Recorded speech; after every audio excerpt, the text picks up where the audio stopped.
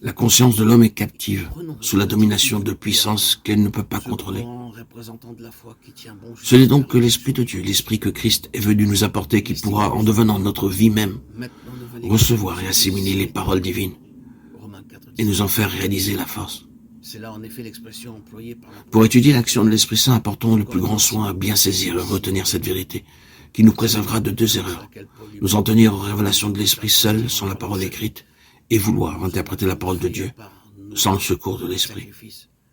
Examinons la première de ces erreurs, celle de ne vouloir que l'enseignement de l'Esprit, sans la parole. Dans la Sainte Trinité, la parole de l'Esprit sont un avec le Père. Il en est de même pour les paroles inspirées de l'Écriture. Le Saint-Esprit a donné un corps aux pensées de Dieu par la parole écrite.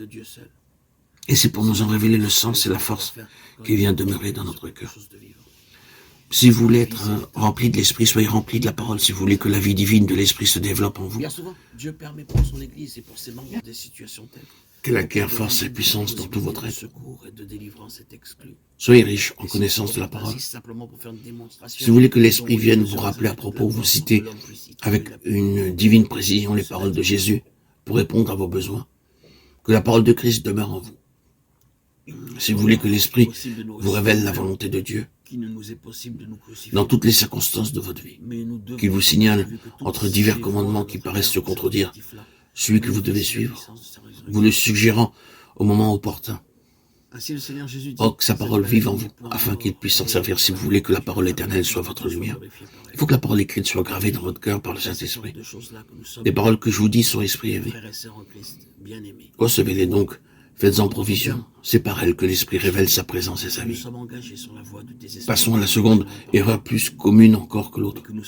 Ne croyez pas que jamais la parole puisse vous communiquer sa vie. Si le Saint-Esprit n'est pas là pour la recevoir et vous l'assimiler, que de lecture de l'Écriture, que d'études et de prédications, qui n'ont d'autre but que celui de bien saisir le sens de la parole. On croit que pourvu qu'on apprenne à connaître exactement ce qu'elle veut dire, il en résultera tout naturellement les grâces qu'on en espère. Il n'en est point ainsi. La parole est une semence et toute graine contient une partie charnue dans laquelle la vie est cachée. La graine la plus précieuse et la plus parfaite ne pourra manifester sa vie que si elle est exposée aux influences convenables du sol, de la chaleur et de l'humidité. Nous aussi, nous pouvons saisir avec intelligence et sérieux la parole et les doctrines de l'Écriture, et pourtant n'en guère connaître la vie et la puissance. Nous avons besoin de nous rappeler sans cesse à l'Église que les Écritures, écrites jadis par de saints hommes sous l'influence du Saint-Esprit, ne peuvent être comprises aujourd'hui que par de saints hommes enseignés par le même Esprit. Les paroles que je vous dis sont esprit et vie. Pour les saisir, pour se les assimiler, la chair ne sert de rien. C'est l'esprit qui vivifie, l'esprit de vie qui demeure en nous. C'est là ce que nous enseigne l'histoire des Juifs ou du temps de Christ. Ils se croyaient pleins de zèle pour Dieu et sa parole, mais tout ce zèle se portait sur l'interprétation humaine de la parole de Dieu. Alors quel abîme cela ne suppose-t-il pas pour nous? Aussi, Jésus leur dit-il, vous sondez les Écritures parce que vous pensez avoir en elles la vie éternelle. Ce sont elles qui rendent témoignage de moi. Et vous ne voulez pas venir à moi pour avoir la vie. Jean 5, 39, 40. Eh bien, c'est cela, la résurrection. C'est à la résurrection, comme vous le savez, que se rattache cette expression, l'infinie grandeur de sa puissance qui agit par la vertu souveraine de sa force.